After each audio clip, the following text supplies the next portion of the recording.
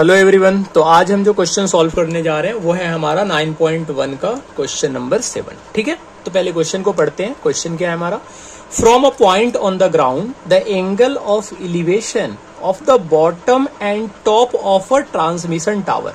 एक टावर है, जब हम किसी पॉइंट से उसके बॉटम को देख रहे हैं और उसके टॉप को देख रहे हैं, मतलब टावर के ऊपर कुछ ना कुछ होगा, या तो टावर किसी के ऊपर होगा या टावर के ऊपर कुछ होगा। आपको पता है टावर के ऊपर कुछ नहीं होता, मतलब टावर बिल्डिंग के ऊपर होता है। तो आगे क्या लिखा हुआ है, fixed at a top of 20 metre high building.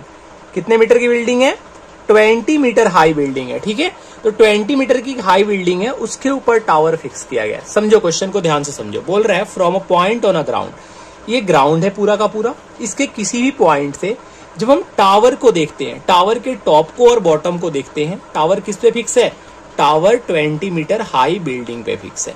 तो हम सबसे पहले क्या करेंगे, हम इसका इमेज ड्रॉ करेंगे। इमेज कैसे ड्रॉ होगा, देखो ध्यान से। ये हमारा बिल्डिंग है और बिल्डिंग के ऊपर क्या फिक्स है, तो बिल्डिंग के ऊपर हमारा टावर फिक्स है। तो हम इसके ऊपर क्या करेंगे, इसके ऊपर हम टावर को फिक्स करने की कोशिश करेंगे और ये हमारा कुछ इस तरीके से हमारा टावर फिक्स हो गया। ठीक है, ड्रॉइंग पे बिल्कुल नहीं जाना, यहाँ पे क्वेश्चन पे ध्यान देना है। भाई ये नीचे हमारा बिल्डिंग है, उसके ऊपर हमारा क्या है, टावर है। बिल्डिंग कितने मीटर का दे रखा है, तो बिल्डिंग हमारा 20 मीटर का दे रखा है, तो हम लिख देंगे यहाँ पे 20 मीटर। यहाँ तक तो कोई कंफ्यूजन नहीं होना चाहिए। ये बिल्डिंग है।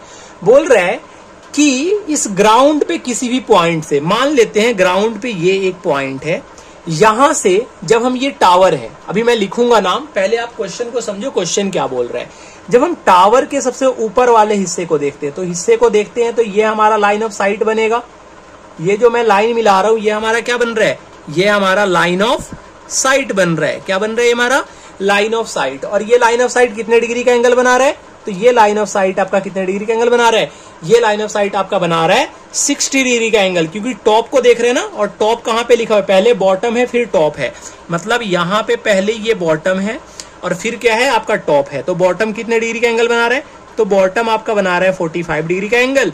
और जब हम टॉप को देख रहे हैं तो टॉप का लाइन ऑफ साइट देखो, देखो हमेशा जब एंगल बनता है ना तो वो बेस और लाइन ऑफ साइट के बीच में बनता है। तो टॉप के लिए लाइन ऑफ साइट आपका ये है और बेस आपका नीचे है, तो ये वाला जो एंगल बनेगा वो कितने डिग्री का बन रहा है, 60 डिग्री का बन रहा है। ठीक है, अब यहाँ पे हम लेट कर लेते हैं। क्या लेट करते हैं, ए बी में लेट कर लेता हूं कि ये हमारा टावर है, बीसी हमारा एक बिल्डिंग है, और डी पॉइंट से जब हम टावर को देखते हैं, मतलब डी पॉइंट से जब हम टावर के टॉप ए को देखते हैं तो 60 डिग्री का एंगल बनता है, और जब डी पॉइंट से बी को देखते हैं तो 45 डिग्री का एंगल बनता है। देखो क्वेश्चन को ना चेंज करके आपसे पूछा जा सकता था, यहाँ पे बिल्डिंग का बॉटम देने की बजाय, सॉरी यहाँ पे आपका टावर का बॉटम देने की बजाय बिल्डिंग का टॉप भी पूछ सकता था। तो दोनों क्वेश्चन का सेम फिगर बनेगा, इसमें कोई दिक्कत नहीं है। आपको निकालना क्या है, टावर की हाइट। तो या तो आप टावर की हाइट ए बी रहने दो, या आपका मन करे तो आप इसको एक्स लेट कर सकते हो। मैं यहाँ पे एक्स लेट नहीं कर रहा, मैं नॉर्मल तरीके से आपको क्वेश्चन सॉल्व करके दिखाऊंगा, कोई फैंसी तरीका नहीं।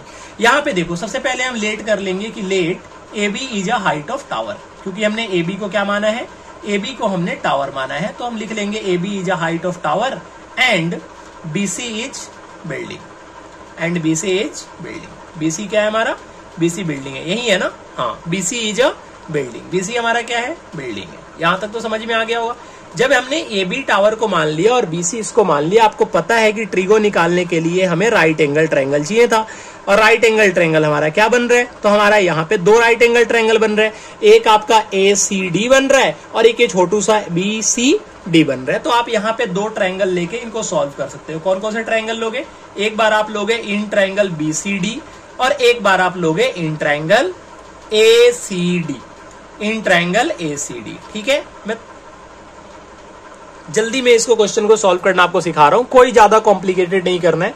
देखो ध्यान रखो, जब भी इस तरीके के क्वेश्चन है, इक्वेशन बेस्ड क्वेश्चन होते हैं ये, यहाँ पे दो ट्रायंगल जब भी बने, आप दोनों ट्रायंगल को अलग अलग लिख लो। कौन कौन से राइट एंगल ट्रायंगल बन रहे हैं, एक देखो बी सी डी, और एक ट्रायंगल हमारा क्या बन रहा है, ए सी डी। तो ये दो हमारे राइट एंगल ट्रायंगल बन रहे हैं, तो हम इन दो राइट एंगल ट्रायंगल को लिख देंगे। अब जब हम यहाँ पे देखेंगे तो मुझे दिख रहा है कि ए सी डी में भी सर ये सी डी कॉमन है, और BCD में भी CD कॉमन है, तो क्यों ना मैं CD को ही दोनों ट्रायंगल में ले लूं। मतलब हम ये मान के चलते हैं कि अगर हम इसको tan 45, अगर यहाँ पे 45 डिग्री, tan की बात अभी नहीं कर रहा मैं, अगर मैं इसे 45 लेता हूं तो मुझे ये पता है कि सिर्फ एंगल के सामने वाला जो होता है वो परपेंडिकुलर होता है, और नीचे हमारा बेस होता है, और परपेंडिकुलर और बेस में किसका रिलेशन होता है, तो परपेंडिकुलर और बेस में होता है tan का रिलेशन। तो हम यहाँ पे लिखेंगे tan 45 डिग्री, और tan 45 डिग्री का वैल्यू कितना आएगा, आप जानते हो 45 का जो सामने वाला होता है वो आपका क्या होता है, वो आपका परपेंडिकुलर होता है। मतलब आप tan 45 की जगह पे क्या लिख सकते हो, tan 45 की जगह पे आप लिख सकते हो BC अपॉन में CD। tan 45 का वैल्यू कितना होता है 1, BC कितना है 20, और CD जब आप क्रॉस मल्टीप्लीकेशन करोगे तो CD का भी वैल्यू आ जाएगा आपका 20। यहां तक तो कोई दिक्कत नहीं होगा, CD का वैल्यू 20 मीटर आ गया, यहां तक बिल्कुल समझ में आ गए हो, कोई कंफ्यूजन नहीं होना चाहिए कि tan 45 का वैल्यू होगा BC अपॉन में CD। क्यों, क्योंकि 45 के सामने वाला P होता है, तो BC हो गया P और CD आपका हो गया B। तो P अपॉन में B लिख दिया और वैल्यू पुट किया तो यहां से CD निकल गया। अब मैं ACD ट्रायंगल की बात कर रहा हूं, आप देखो ध्यान से समझो, यहां पे भी आपका CD का वैल्यू आ गया, तो क्यों ना मैं CD की वैल्यू को बड़े वाले ट्रायंगल में पुट कर दूं। मतलब मैं ये बोल रहा हूं कि आपको बेस गिवन है और आपको परपेंडिकुलर निकालना है, क्योंकि आप जानते हो कि एंगल के सामने वाला परपेंडिकुलर होता है। फिर क्वेश्चन दिमाग में आएगा कि आप हाइपोटेनस क्यों नहीं ले रहे। बेटा हाइपोटेनस का यहाँ पे कोई यूज ही नहीं है, सिंपल सा यूज है परपेंडिकुलर और बेस का। तो यहाँ पे जब हम एंगल को देखेंगे तो एंगल के सामने वाला P होता है, यही तो हमें निकालना है, इसका जो AB हाइट है, और ये CD हमें गिवन है। तो हम यहाँ पे क्या लेंगे, यहाँ पे हम लेंगे tan 60 डिग्री। क्यों tan ले रहे हैं, क्योंकि P और B के बीच में रिलेशन है। तो tan 60 का वैल्यू कितना आएगा, AC अपॉन में CD। देखो चैप्टर समझने से पहले ना आपको इनकी बेसिक पता होनी चाहिए। अगर आपको ट्रायंगल ट्रिगोनोमेट्री का बेसिक बिल्कुल भी नहीं पता तो बेटा पहले बेसिक क्लियर करो, तब जाके ये समझ में आएगा। tan 60 का वैल्यू कितना हो गया √3। एक बात बताओ मुझे आप लोग, क्या मैं AC को AB प्लस BC लिख सकता हूँ। AC पूरा है, क्या AC को AB प्लस BC लिख सकता हूँ। भाई ये पूरा का पूरा जो हाइट है वो टावर और बिल्डिंग को मिला के ही तो बन रहे हैं। तो AC की जगह पे हम क्या लिख सकते हैं, AB plus BC। AB plus BC हो गया, और CD का वैल्यू अभी तो निकाला था मैंने, कितना 20। तो CD की जगह पे कितना लिख देंगे 20। अब यहां से जरा सॉल्व करने की कोशिश करो, इसके नीचे कुछ नहीं है तो आप बोलोगे 1। जब क्रॉस मल्टीप्लीकेशन करोगे तो AB प्लस BC, क्या BC का वैल्यू गिवन है, हाँ बिल्कुल। देखो BC का वैल्यू 20, BC तो हमारी बिल्डिंग थी, और बिल्डिंग का हाइट कितना दे रखा था, बिल्डिंग 20 मीटर हाई बिल्डिंग था। तो यहाँ पे क्या लिख देंगे BC की जगह पे 20, और जब क्रॉस मल्टीप्लीकेशन करें, देखो क्रॉस मल्टीप्लीकेशन मतलब इन दोनों को हम मल्टीप्लाई कर रहे हैं, तो AB BC से मल्टीप्लाई होगा तो AB प्लस 20, और जब 20 में √3 से मल्टीप्लाई करेंगे तो ये हो जाएगा हमारा 20 √3। कितना आ जाएगा ये हमारा 20 √3। और यहां से जब हम AB की वैल्यू निकालने की कोशिश करेंगे, ऐसा मैं क्यों कर रहा हूं, क्योंकि मुझे निकालना था टावर की हाइट, और टावर को मैंने AB लेट कर रखा था और AB मुझे निकालना था।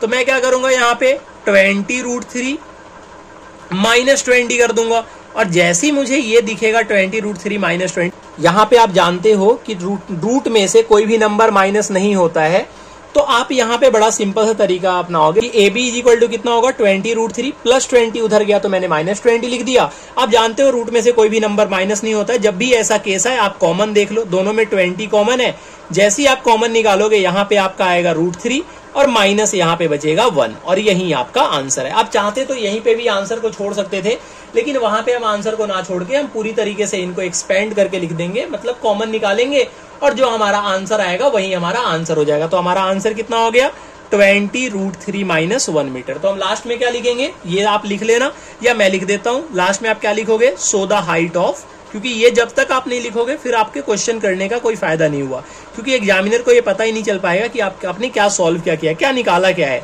तो so the height of tower, so the height of tower is 20 into √3 minus 1 metre, और दैट्स इट। ये आपका पूरा का पूरा सॉल्यूशन है। देखो मैं फिर से समझा देता हूँ, जब भी इस तरह की क्वेश्चन है 2 इक्वेशन लेके सॉल्व कर लो। 2 ट्रायंगल बन रहे थे, दोनों ट्रायंगल को अलग अलग लिखो और देखो दोनों में कॉमन क्या है। ये बात जरूर ध्यान रखा करो कि दोनों में कॉमन ढूंढा करो, जो दोनों में कॉमन क्या है। अगर आपने कॉमन ढूंढ लिया दोनों में कॉमन क्या है, तो कॉमन की वैल्यू निकाल लो, फिर सेकंड इक्वेशन में पुट कर दो। कोई 2 इक्वेशन बनाने की जरूरत नहीं है, अलग अलग टीचर आपको सिखाएंगे, ये इक्वेशन बनाओ, वो इक्वेशन बनाओ, एक्स लेट करो, वाई लेट करो, ऐसा कुछ लेट करने की जरूरत नहीं है। नॉर्मल तरीके से आप क्वेश्चन को सॉल्व कर सकते हो। कितने लाइन में हुआ सॉल्व, 1 2 3 4 5 लाइन में सॉल्व हो गया। 3 मार्क्स से आपके क्वेश्चन पूछे जाते हैं पेपर में, तो इस तरीके से आप कर सकते हो। उम्मीद है आपको समझ में आया होगा, वीडियो सॉल्यूशन आप समझ गए होगे। अगर सॉल्यूशन समझ में आया है तो चैनल को क्या करना है, आपको सब्सक्राइब करना है, वीडियो को लाइक करना है और दोस्तों में इसको शेयर कर देना है। ठीक है, मिलते हैं आपसे अगले वीडियो में अगले क्वेश्चन के साथ। Till then tata bye bye.